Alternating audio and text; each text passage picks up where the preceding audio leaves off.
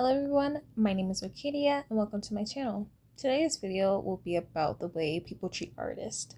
This includes influencers, celebrities, musical artists, and I could even likely find an example of athletes. But basically anyone who is a public figure. I'm sure in this current age of the internet, everyone has seen their fair share of meltdowns, controversies, and online dramas that may have ended up in arrest. But have you ever asked yourself why drama is so popular? Fans, or the audience, being us, are frequently entertained by the misfortune of others, specifically public figures. We are entertained by the public struggles of famous people. We say we don't care or we don't know these people, but their personal business always ends up on a recommended page. Sometimes these celebrities volunteer their unwanted information on the internet, revealing personal information about themselves, their struggles, or inner thoughts if they're so desperate to be a hot topic because they know that controversy sells. To start off this video, I want to talk about people who have purposely volunteered their struggles and misfortunes for the judgment of the internet, or better yet, their audience. Jada Smith. Now, I know everyone's probably tired of this woman, but I feel like she's the best example for this section. Jada Smith is married to the popular Will Smith, but during these past 2 years, she's gone on her personal shit show, bringing down her worth, the reputation of her family. I'm sure people are very aware of how terrible of a partner she has shown herself to be, but I'm going to throw in a few reminders. Jada and Will's celebrity relationship was nothing but pure entertainment. They are both two mature people who started a relationship with each other, not even knowing what they wanted. On Jada's talk show, The Red Table Talk, she was the host, revealing information about her marriage and mentioning that she never wanted to get married to start with, and cried while she was walking down the aisle. Her words. Yet she only did so because of her pregnancy and family pressure, which is understandable. When the woman who does not believe in the basic fundamentals of a marriage gets coerced to marry a man who only wants a wife so he doesn't derail his perfect career, what could possibly go wrong? It was as if Jada had so much animosity deep inside of her because she was only known as the wife of someone, which is something she never wanted to be. Meanwhile, her husband and children were creating their own paths in music and film. They didn't have the labels of Will Smith's daughter or Will Smith's son. That's debatable, but I'm just going to use that as a summarizing point. I feel like she was tired of being in the background and she realized she couldn't have everything she wanted and she had to compromise something, especially since now she is a mother. On the other hand, Will wanted the picture-perfect family. Even though he was married before meeting Jada and had an affair, he had the picture-perfect family image down pat, but it wasn't reality. The simile came to light in their marriage when Will Smith realizes he could not make her happy, and Jada would need to find that in herself. This marriage was filled with two unhappy people. One person who kept chasing fame and image to give him some kind of purpose, and one person who never truly discovered who she was and what she wanted. Eventually, they described themselves as life partners, which makes perfect sense to me because neither of them held the values of marriage.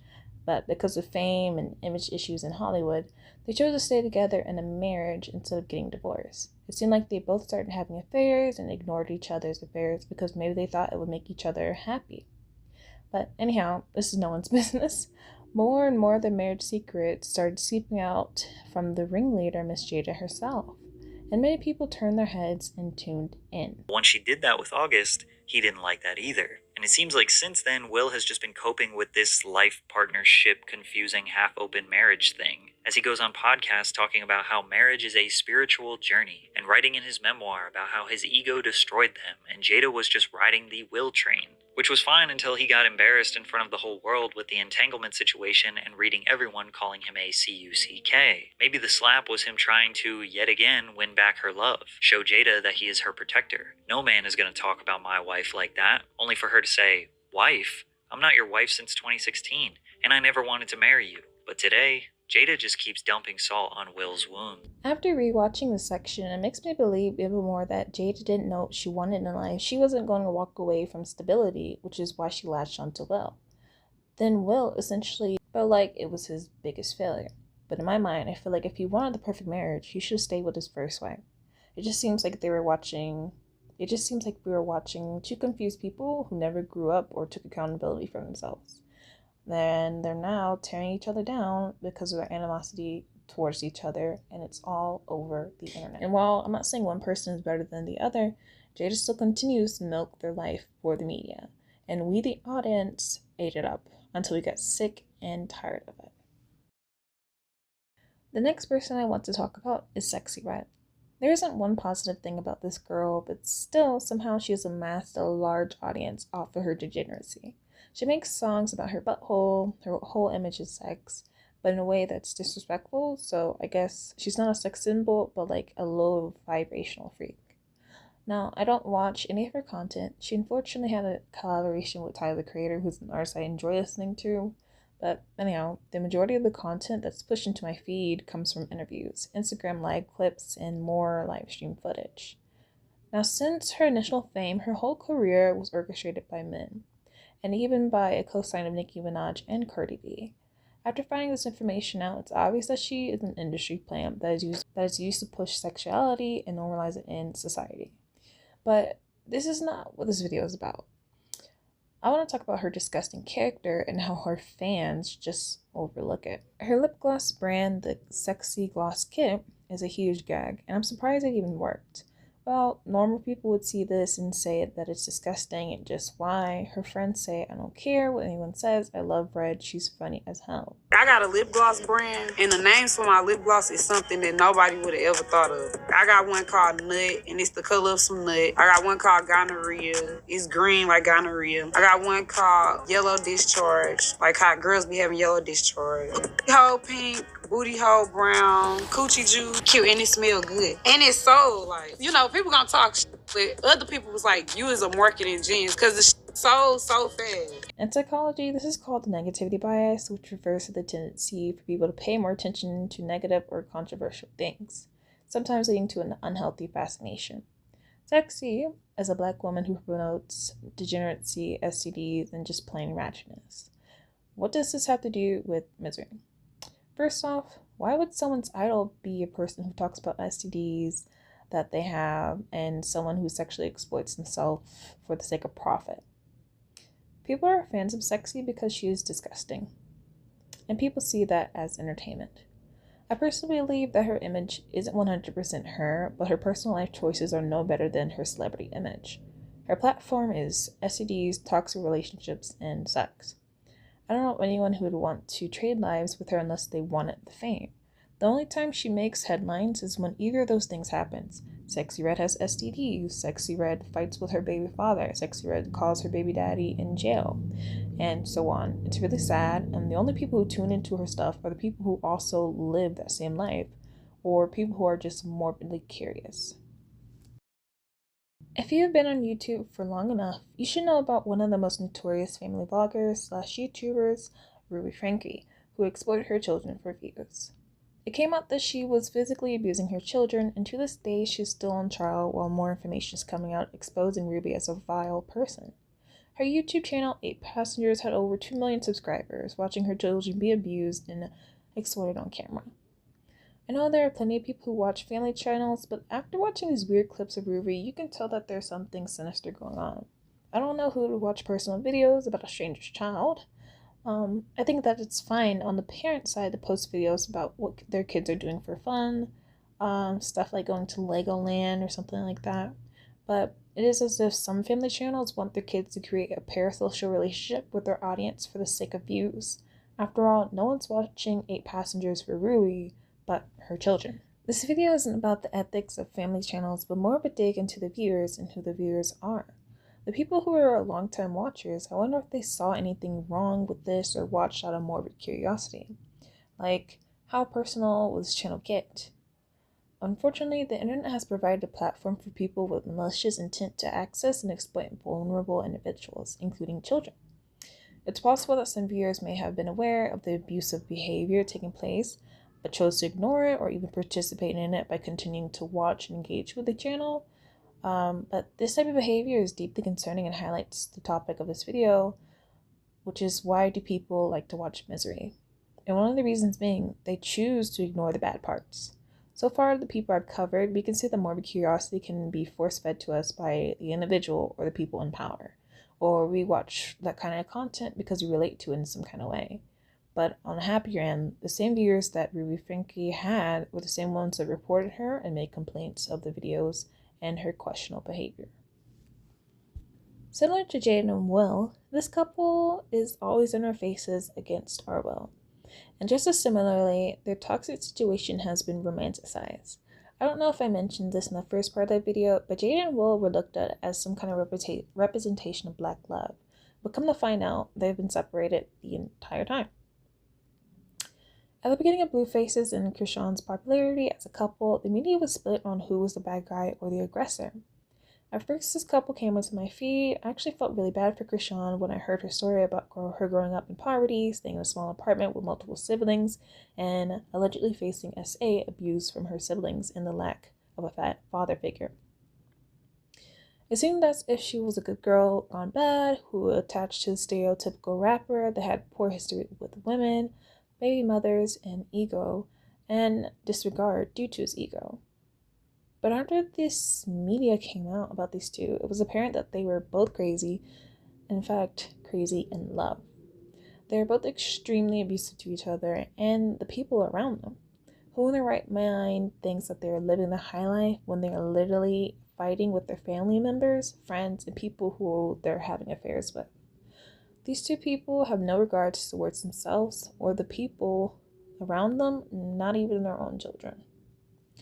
After Krishan got pregnant and had her child, I was completely done with hearing about the couple and frequently clicked not interested when their content popped up on my feed.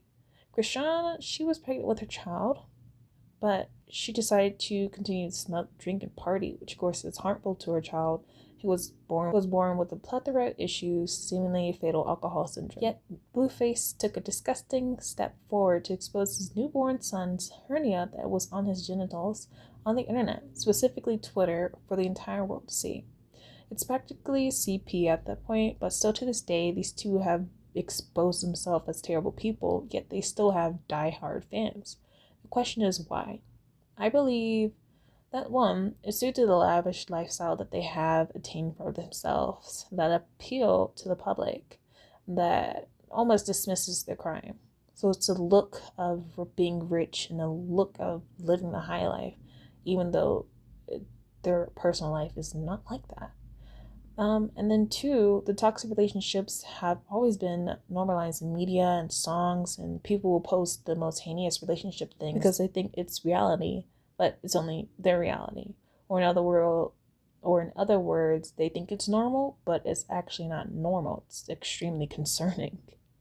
And number three, celebrity worship / parasocial relationships, which is once again makes people overlook the bad parts of a celebrity or their heinous activities. So the look of luxury, the normalization of toxic relationships, and celebrity worship allows us to make the worst people famous. Now, lovely Peaches, if you don't know this woman, good for you, and please do not search this woman. I'm going to keep this section short. She has done so many terrible things, and I am going to list a couple just off the top of my head. Number one, putting her own period blood on her face. Joked about human trafficking her daughter and spoke about her fantasies about predators doing things to her child. She has flashed about at minors on Instagram Lives. She has spoken about how badly she wants to get STDs. Sound familiar? She faked her child's death, abused animals, has engaged in public nudity acts, has spoken about her lack of personal hygiene, harassing Charli D'Amelio, and allegedly hiring a man to assault her, defecating in public, openly sleeping with married men, which obviously is not the worst thing she has done, but Jesus Christ. Engaged in intercourse on live stream, and I think the majority of her viewers were young or minors. And number 13, essayed strangers in public for the sake of content. She did every single one of these things while live streaming to her audience or recorded herself doing these things and then later posted it on her popular platforms.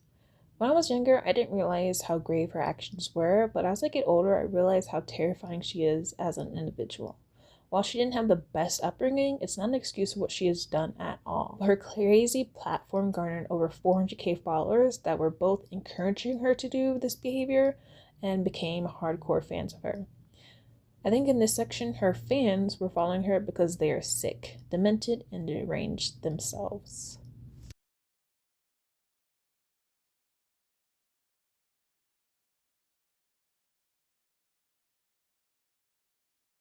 Britney Spears.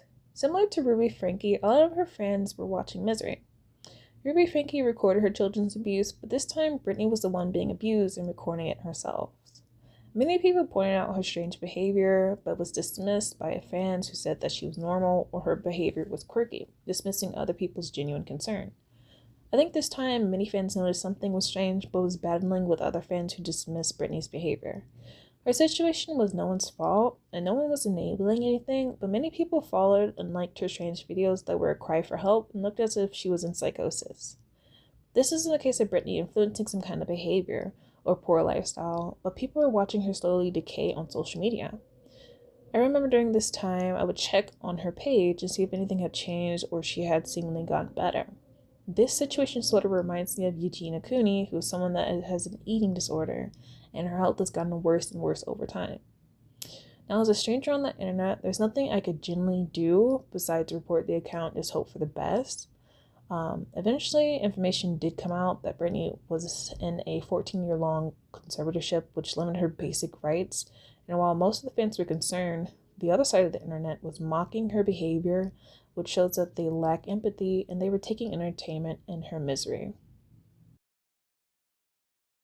I'm getting to the end of this video now, and I'm pretty sure if you're an avid YouTube watcher, you have likely seen body cam footage videos or true crime content. A lot of channels post a plethora of videos showcasing murderers, domestic violence perpetrators and victims, drug addicts, entitled people, people with mental illnesses, bad cops, and so on. Most of the channels try to make the body cam footage that they post informational by teaching people about different laws, behavior analysis, and much more. To be honest, I like to watch body cam footage of drunk idiots because watching them embarrass themselves, showcasing their narcissism, disregard for others is actually entertaining for me. But I wouldn't say the same thing about a murder, crime scene, or DV situation, but I do enjoy watching the perpetrator get jailed or caught for being evil. So I think that's just my morbid curiosity. However, I've seen people in the comments of these videos project their prejudices and make racist, misogynistic, and inappropriate comments. And sometimes the channels that have these videos, they post the titles and thumbnails playing into the stereotypes, making video titles like "Entitled Woman Does This," or using ebonics in the title when a black person is involved, or making insensitive comments like "White trash gets arrested." While we have easy access to body cam footage, it's not right to insult or judge people for things that are unnecessary. If someone does a crime, comment on the crime, not their gender, race, or how they look. So it's almost like some people watch the content just to get triggered and project their thoughts on a stranger/situation. And sometimes the channels that post this kind of content exploit sensitive topics or perpetuates harmful stereotypes. Another example of this is Catch a Predator. The show gained so much popularity and the majority of the audience watched, hoping that the predators get caught. But sometimes it was revealed that the predators that were caught also watched the show and were fans of the show. So I don't know what to say about that. If you're an American, you have likely watched 90 Day Fiancé or at least one of the many TLC shows. In this section, I'll cover how entertainment turns into concern. There are many characters that come into the show with the goal of getting married as they reveal their background and personal stories. Many people can relate to them and become fans of the individual or couple, or completely hate them because they're unlikable and they have poor qualities. But the part I want to touch on is the abuse in these TV series that often happens. There have been women on the show like Angela and the chicken lady, whose name I forget, that have been outright abusive to their partners, which caused them to rightfully get kicked off the show. But even though time and time again people have shown themselves as bad people, sometimes they still have a fan base. It's likely because the fans can relate to their poor behavior, or they hate the victim and project their feelings, which is essentially blinding their judgment. Now this is all I have for today, and just to summarize, people may watch content that shows misery and suffering because it invokes an emotion in themselves, whether it's someone you think is getting what they deserve, someone you admire and feel close to, a situation you relate to, or a type of imagery.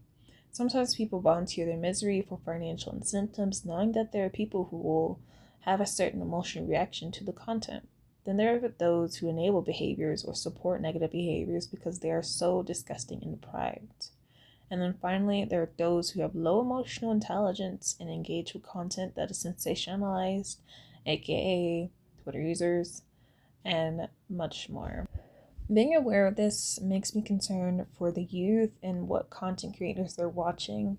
I've noticed that, creators like Quentin Black has become more popular, but every time I hear about her or she goes viral, it's usually because she's being sexualized, or she's having a mental breakdown, or she's monetizing her mental breakdowns.